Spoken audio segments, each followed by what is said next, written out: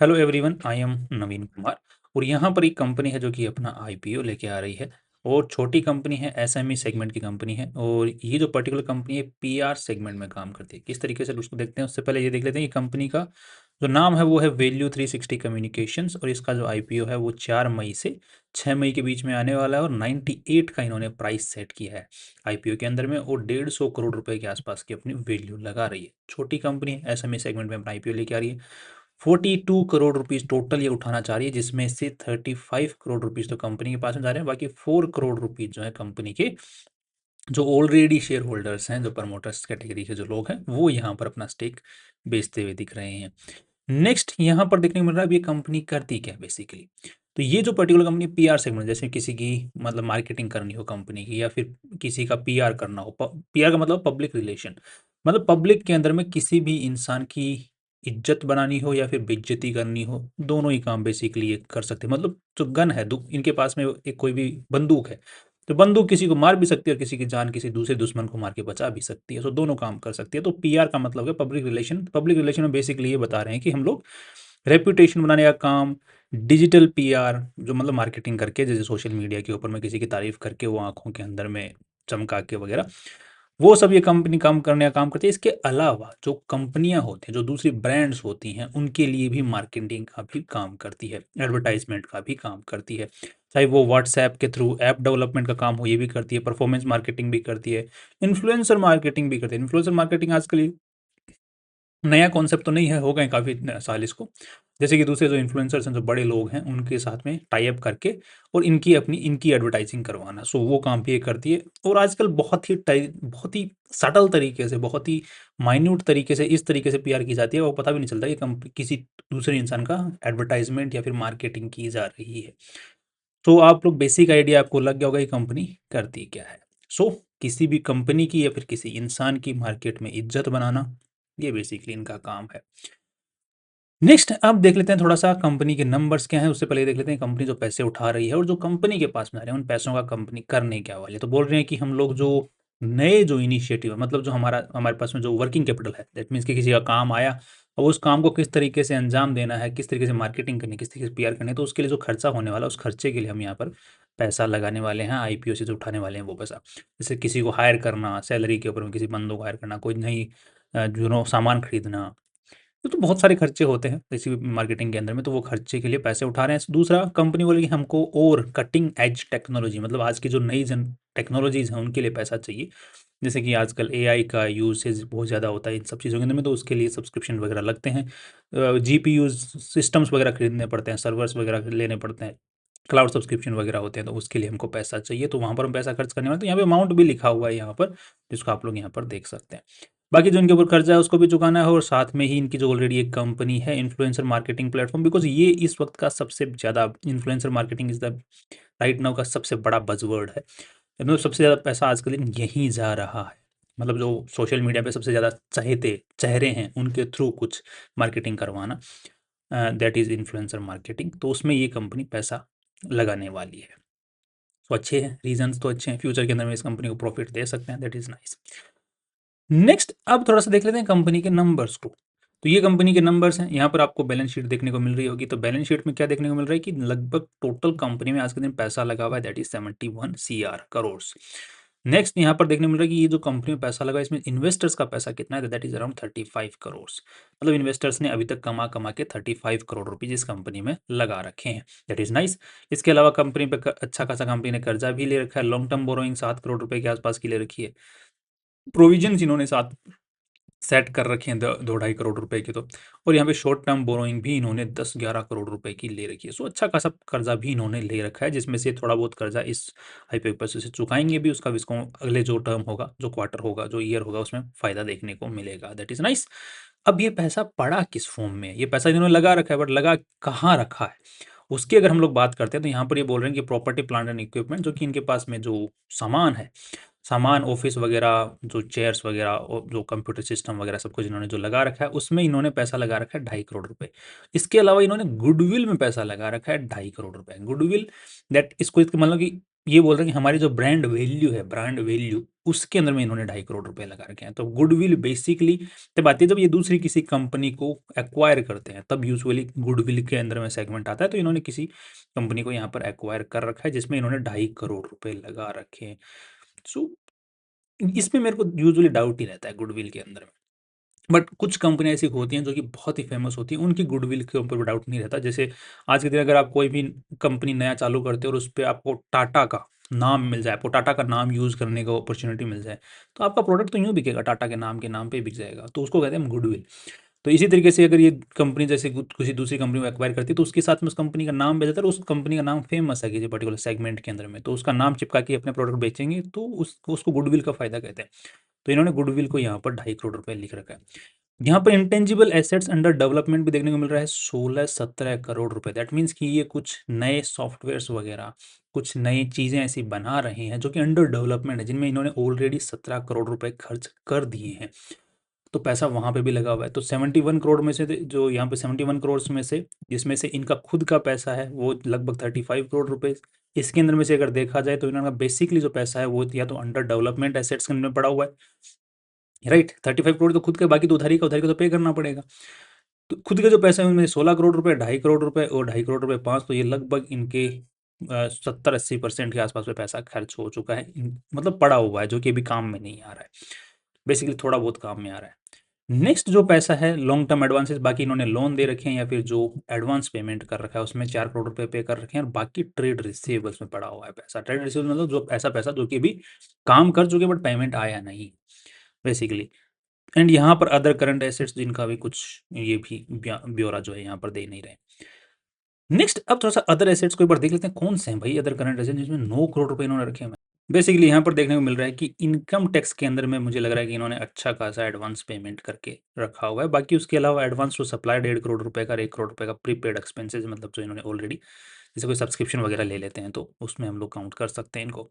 So basically इनका पूरा का पूरा जो पैसा पड़ा हुआ है बैलेंस शीट का, वो या तो अंडर डेवलपमेंट एसेट्स में पड़ा हुआ है या फिर ट्रेड रिसीवेबल्स में मोस्टली पड़ा हुआ है। तो 70% के आसपास में बैलेंस शीट जो कि मोस्टली उधारी पे ही है, आधे से ज़्यादा बैलेंस शीट है वो उधारी पे ही है, और मोस्टली जो पैसा है वो अटका हुआ ही पड़ा है, जो काम नहीं आ रहा है फ्यूचर को, बिजनेस को और आगे बढ़ाने के अंदर में। इसीलिए कंपनी बोल रही है कि हमें आईपीओ के थ्रू पैसे जो हैं उनके थ्रू आपको खुद को चलाना है, क्योंकि पैसा सारा अटका पड़ा हुआ है। That is the thing over here. अब थोड़ा सा और देख लेते हैं, नंबर्स को देख लेते हैं। इनके जब नंबर्स आप चेक करोगे तो यहाँ पर 2023 के अंदर में 51 करोड़ रुपीज़ की रेवेन्यू हुआ, फिर 51 करोड़ का रेवेन्यू हुआ, फिर यहाँ पर 54 करोड़ का रेवेन्यू हुआ, और इस बार जो है लगभग 54 करोड़ का अगेन रेवेन्यू हुआ 10 महीनों के अंदर में। तो अभी 3 महीने बाकी, 2 महीने बाकी बचे हुए हैं, जिसके अंदर में ये बोल रहे हैं कि 60 करोड़ के आसपास का मुझे लग रहा है कि ये रेवेन्यू इस बार जनरेट कर लेंगे। नेक्स्ट यहाँ पर देखने को मिल रहा है कि जो नेट प्रॉफिट ये कितना निकाल ले पा रही है, तो that is around 1 CR, 4 CR, 6 CR, और इस पर 8 CR ऑलरेडी ये जनरेट कर चुके हैं। तो ऐसा कैसे हुआ?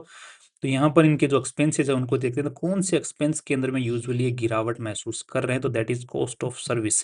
कॉस्ट ऑफ सर्विस ये जैसे जैसे एआई आ रहा है तो इसकी वजह से कॉस्ट ऑफ सर्विस जो होती है वो धीरे धीरे कम होती ही जा रही है, जिसकी वजह से इनके जो नेट प्रॉफिट्स हैं वो बढ़ते जा रहे हैं। That is nice. और दूसरा एम्प्लॉय बेनिफिट एक्सपेंसेस हैं, दूसरे ये वाले जो हैं, ये इनके यूजुअली हैं, ये भी धीरे धीरे होते होते कम होते चले जाएंगे because of the AI thing. Again finance cost, जो इनका जो इंटरेस्ट कॉस्ट है वो बढ़ती जा रही है, बिकॉज वो इनका लोन बढ़ता जा रहा है, बिकॉज ये कैश तो इनके पास में आ नहीं रहा। नेक्स्ट दूसरे अदर एक्सपेंसेस हैं वो भी यहाँ पर अंडर कंट्रोल होते जा रहे हैं। तो बेसिकली ये जो कॉस्ट है ये धीरे धीरे कम होती ही चली जाएगी ओवर द टाइम, और दूसरी ये भी धीरे धीरे कम होती ही चली जाएगी, जिसकी वजह से इनके जो नेट प्रॉफिट्स हैं वो बढ़ते चले जाएंगे। सो रीजंस जो यहाँ पर नेट प्रॉफिट्स बढ़ने के हैं वो मुझे नॉर्मल लग रहे हैं, यहाँ पर कुछ ज़्यादा यहाँ पर दिक्कत होती हुई नजर नहीं आ रही। बाकी एक बार हम लोग और देख लेते हैं कॉस्ट ऑफ सर्विस में इन्होंने इंक्लूड क्या किया हुआ है, राइट। ये देख सकते हो इनका कॉस्ट ऑफ सर्विस का टोटल यहाँ पर इन्होंने ब्यौरा दिया हुआ है, जिसमें हम लोग देख पाएंगे यहाँ पर डिजिटल मीडिया एक्सपेंसेस ये इनके कम हुए हैं इस साल। पिछले साल अचानक से अच्छे खासे बढ़े थे। उसके बाद अलावा ये जो अदर प्लेटफॉर्म एक्सपेंसेस हैं ये भी इनका जो है पिछले साल के मुकाबले कम हुआ है। पिछले साल अच्छे खासे बढ़े हुए थे, इस साल कम हुए हैं। दूसरा प्रेस एक्सपेंसेस इनके बढ़े हैं, दैट इज़ ओके। एंड यहाँ पर ये जो नंबर है ये भी बढ़ा है। कन्वेंशन ट्रेवलिंग एक्सपेंसेस इनके बढ़े हैं जो पहले थे ही नहीं, राइट। तो कुछ एक्सपेंसेस हैं जो काफ़ी कम हुए हैं, कुछ एक्सपेंसेस ऐसे हैं जो कि अच्छे खासे बढ़े हैं, राइट। फेसबुक कैंपेन एक्सपेंस इनका कम हुआ है वापस से। राइट? तो अब ये किस तरीके से अपने आप को मतलब मैनेज कर रहे हैं अपनी जो सुविधाएँ देने के लिए किस कौन से प्लेटफ़ॉर्म्स का यूज़ कर रहे हैं, वो यहाँ पर इन्होंने पूरा ब्यौरा नहीं दिया हुआ है, तो हम लोग पूरा अंदाज़ा नहीं लगा सकते, बट हम मोटा-मोटा देख रहे हैं कि एक्सपेंसेस इनके कम हो रहे हैं। सो ओवरऑल यहाँ पर जो कंसर्निंग पॉइंट है that is here the revenue thing. यहाँ पर रेवेन्यू इनका कुछ खास इंक्रीज़ आ नहीं रहा है। दैट मीन्स कि इनका जो क्लाइंट एक्विजिशन है या फिर जो एक तबाही मचा देने वाला काम होता है, वो यहाँ पर नज़र नहीं आ रहा। दूसरा 2009 की खुली हुई कंपनी है। 2009 से अभी तक चलते हुए आ रही है और इनके जो रेवेन्यूज़ अभी भी 50 करोड़ के आस-पास में पहुँचे हैं। पूरे 150 करोड़ रुपए की अपनी वैल्यू लगा रहे हैं, जो कि ग्रोथ भी नहीं दिखा पा रहे हैं। और जो कि पैसा मोस्टली इनके बैलेंस शीट का है वो अटका हुआ ही है, तो ये बहुत ही बड़ा नेगेटिव पॉइंट है कंपनी के फ्यूचर के जो प्लान्स हैं उनके एग्जीक्यूशन होने पे और फ्यूचर में भी जो ग्रोथ आ सकती है उसके ऊपर में क्वेश्चन मार्क है कि जो मैनेजमेंट है वो क्या ये अभी तक भी तो वही मैनेजमेंट चलाते हुए लेके आया है, वही मैनेजमेंट आगे लेके जाएगा, तो वो सेम जो आज तक करता है वो क्या पता फ्यूचर में भी वही करता नहीं रहेगा। तो द पॉइंट इज़ कि ग्रोथ की ज़्यादा हम लोग यहाँ पर एक्सपेक्टेशंस लेके नहीं चल सकते, ताकि चूंकि इन्होंने नंबर्स को ज़्यादा यहाँ पर मैनिपुलेट करने का नहीं कोशिश किया है, that is a very nice thing over here, वो अच्छी बात है। नेक्स्ट यहाँ पर जो कंपनी का कैश फ्लो है, कैश फ्लो के अंदर में आपको usually net cash flow from operating activities cash की यहाँ पर ज़्यादा दिक्कत होती हुई नज़र नहीं आ रही है, but again it's a negative sense में। यहाँ पर बेसिकली आप लोग अगर चेक करोगे तो यहाँ पर लगभग 12 करोड़ का इन्होंने यहाँ पर नेट प्रॉफिट जो है जनरेट किया है, जिसमें अगर फाइनेंस कॉस्ट जाएगा अभी 2.5 करोड़ रुपए, तो यहाँ पर 10 करोड़ रुपए पीछे बचेंगे, तो नेट प्रॉफिट तो यही है, नेट प्रॉफिट बिफोर टैक्स इस इतना, उसके अलावा जो फाइनेंस कॉस्ट टैक्स वगैरह सब कुछ कटेगा, उसके बाद में यहाँ पर इनका जो पैसा है ट्रेड रिसीवेबल्स में अटक जाएगा, तो ये पैसा अटका हुआ है, एंड यहाँ पर इनकम टैक्स 4 करोड़ रुपए इन्होंने यहाँ पर पे कर दिए, तो 6 करोड़ रुपए यहाँ पर निकले हुए हैं, जिसके अंदर में फाइनेंस कॉस्ट तो 7 करोड़ में से एक तो ये निकाल दो नंबर, एंड दूसरा नंबर जो है, एक नंबर और ये वाला नंबर निकाल दिया आपने, ओके, तो ये वाला नंबर निकालने के बाद में 4 करोड़ पे, तो ओके कैश इनका अच्छा है, कैश फ्लो अच्छा मेंटेन कर पा रहे हैं, जितना ये रेवेन्यू जनरेट कर पा रहे हैं उसके हिसाब से आई थिंक कैश फ्लो में कोई दिक्कत इनको नहीं है। यहाँ पर भी कैश फ्लो थे, तो ओके, मैं पहला वाला स्टेटमेंट जो है नेगेटिव सेंस में, तो नेगेटिव सेंस वाला वो वापस लेता हूँ अपना वर्ड।